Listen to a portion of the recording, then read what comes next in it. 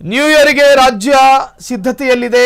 ರಾಜಧಾನಿಯ ಜನರು ಕೂಡ ವೆಲ್ಕಮ್ ಮಾಡೋದಕ್ಕೆ ಎಲ್ಲಾ ಸಿದ್ಧತೆಯಲ್ಲಿದ್ದಾರೆ.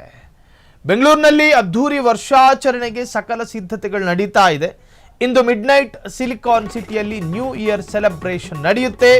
ಮಿಡ್ನೈಟ್ 2 ಗಂಟೆಯವರೆಗೆ ಸೆಲೆಬ್ರೇಷನ್ಗಿಲ್ಲ ಯಾವುದೇ ಅಡ್ಡಿ. ಇಂದು ರಾಜಧಾನಿಯಲ್ಲಿ ಮಧ್ಯರಾತ್ರಿಯವರೆಗೆ ಬಿಎಂಟಿಸಿ ಮೆಟ್ರೋ ಬಸ್ ಸೇವೆ, ಪ್ರಯಾಣಿಕರಿಗೆ ಅನುಕೂಲಕ್ಕೆ ಮೆಟ್ರೋ ಹಾಗೂ ಬಸ್ ಸೇವೆ, ಎಂಜಿ ರಸ್ತೆಯಿಂದ ನಗರದ ವಿವಿಧ ಕಡೆ ಬಸ್ ಸೇವೆಗಳಿದ್ದಾವೆ. ಈ ಮೊದಲು ನಗರದಲ್ಲಿ 11 ಗಂಟೆಗೆ ಬಸ್ ಸೇವೆ ಸಲ್ಲಿಸಲಾಗಿತ್ತು. ಆದರೆ ಬೆಂಗಳೂರು ನಗರದಲ್ಲಿ ರಾತ್ರಿ 2 ಗಂಟೆಯವರೆಗೆ ನ್ಯೂ ಇಯರ್ ಆಚರಣೆಗೆ ಅವಕಾಶ.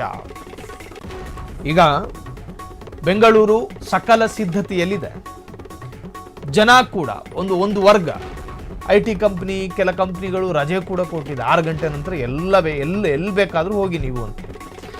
ಈ ಯುವ ಪಡೆ ಇವತ್ತು ಸೆಲೆಬ್ರೇಷನ್ ಮಾಡುವ ಸಂದರ್ಭ 2 ಗಂಟೆವರೆಗೂ ನಿಮಗೆ ಆಡಳಿತಾತ್ಮಕವಾದ ಅವಕಾಶ ಇದೆ. ಅಡ್ಮಿನಿಸ್ಟ್ರೇಷನ್ ನಿಮಗೊಂದು ಅವಕಾಶವನ್ನು ಮಾಡಿಕೊಡ್ತದೆ. ನೀವೇನು ಬೇಕಾದರೂ ಮಾಡ್ಕೊಳ್ಳಿ, ನಾವು ನಿಮ್ಮನ್ನು ತಡೆಯೋದಕ್ಕೆ ಬರಲ್ಲ. ಆದರೆ ನಿಯಮಗಳನ್ನು ಉಲ್ಲಂಘನೆ ಮಾಡಕೂಡ್ದು ಅಂತ. ಪಬ್ಗಳಿಗೆ ಒಂದು ಸುತ್ತೋಲೆ, ಕ್ಲಬ್ಗಳಿಗೂ ಡಿಸ್ಕೋಥೆಕ್ಗಳಿಗೂ ಹೀಗೆ ಬೇರೆ ಬೇರೆ ಏನು ಮನರಂಜನಾ ಕ್ಷೇತ್ರಗಳಿದಾವಲ್ಲ, ಅವಕ್ಕೆಲ್ಲವೂ ಕೂಡ ಒಂದು ಕಂಡೀಷನ್ ಅನ್ನು ಕೊಡಲಾಗಿದೆ.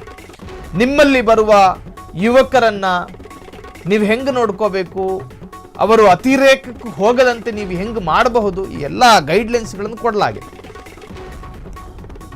ಹೆಚ್ಚಿನವರು ಹೊರ ರಾಜ್ಯದವರೇ ಆಗಿರೋದ್ರಿಂದಾಗಿ ಕರ್ನಾಟಕದ ನಿಯಮಗಳು ಅವರಿಗೆ ವೇದವಾಕ್ಯ ಆಗಬೇಕು ಅಂತಿಲ್ಲ. ಕಪಿಚೇಷ್ಟೆಗಳು ಮಾಡೇ ಮಾಡ್ತಾರೆ ಹೊರ ರಾಜ್ಯದವರು. ಈವರೆಗೂ ವರ್ಷಾಚರಣೆಯಲ್ಲಿ ಆಗಿರುವ ಅಧ್ವಾನಗಳಲ್ಲಿ ಹೆಚ್ಚಿನ ಪ್ರಕರಣಗಳಲ್ಲೂ ಆರೋಪಿಗಳು ಈ ಹೊರ ರಾಜ್ಯದವರೇ. ನಮ್ಮ ರಾಜ್ಯದ ಕನ್ನಡಿಗರು ಬಹಳಷ್ಟು ಕಡಿಮೆ. ಹೊರ ರಾಜ್ಯದವರ ಅಧ್ವಾನಕ್ಕೊಂದು ಕಡಿವಾಣ ಹಾಕೋದಕ್ಕೆ ನಮ್ಮಲ್ಲಿ ಪೊಲೀಸರಿಗೆ ಆ ಒಂದು ಗಡ್ಸಿಲ್ಲ.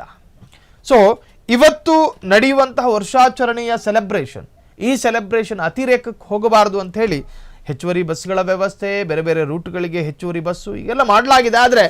ಆದರೂ ಕೂಡ ಅಧ್ವಾನವನ್ನು ಕಂಟ್ರೋಲ್ ಮಾಡಬೇಕಾಗಿ ಬರುತ್ತೆ. ಪೊಲೀಸರ ಸರ್ಪಗಾವಲು ಬೆಂಗಳೂರಿನಾದ್ಯಂತ ಇದೆ. ಮಿತಿ ಮೀರಬೇಡಿ, ಆರಾಮಾಗಿ ವರ್ಷಾಚರಣೆಯನ್ನ ಆಚರಣೆ ಮಾಡಿ.